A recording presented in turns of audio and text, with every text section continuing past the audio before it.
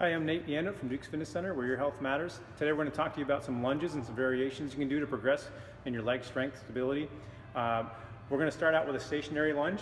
So with this one, we want to make sure our feet are set up at a good posture where that front knee is right in line with the ankle. We don't want to drive that foot or that knee forward over the foot. So keeping that good tall posture and a natural position. On our back leg, we want to have that knee right underneath the back hip. So from this tall posture, we're going to come up.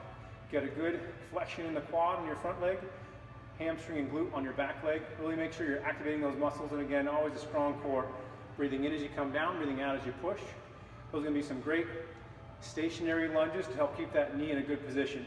Ideally, we want to have this lower leg on your front leg as vertical as possible. We don't want to be shifting that front to back.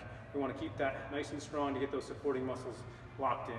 So once you get your set in, reset here. That's going to be your easiest way to get started with your lunges.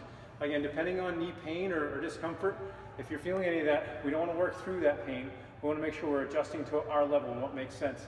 So you can stay in a shallow position, or again, test the waters with that and see how you can get that range of motion built up over time. Never work through knee pain. We want to make sure we're addressing those things and make sure we're working around it, or seek a professional trainer or physical therapist if there's something that there is an underlying issue beforehand. From there, we can do some alternating lunges. So we're going to start with a reverse lunge first. Stepping back, again, this is going to help you progress with your posture here and getting that knee in a good spot. Even the reverse lunge, you can shift that knee too far forward. So we really want to make sure that we're sitting back into the hip, keeping that good tall posture, slow and controlled to start with. We can always add dumbbells, barbells when we're ready for extra weight, either up on the shoulder or in the hands here or down low.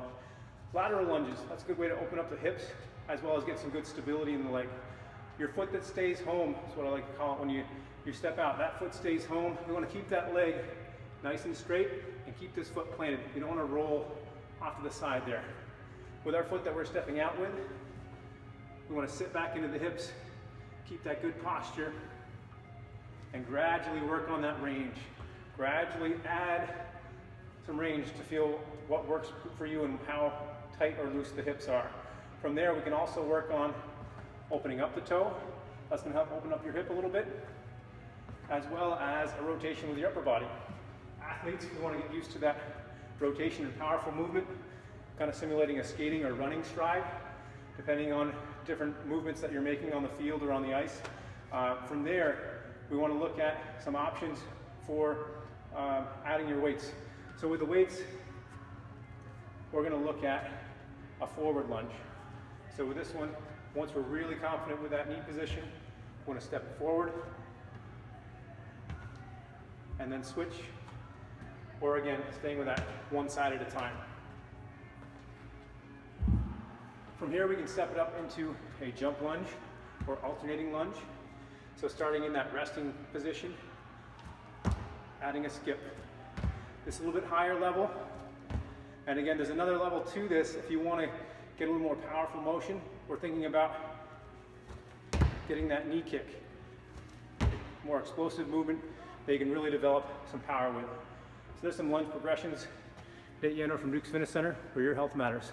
Thanks.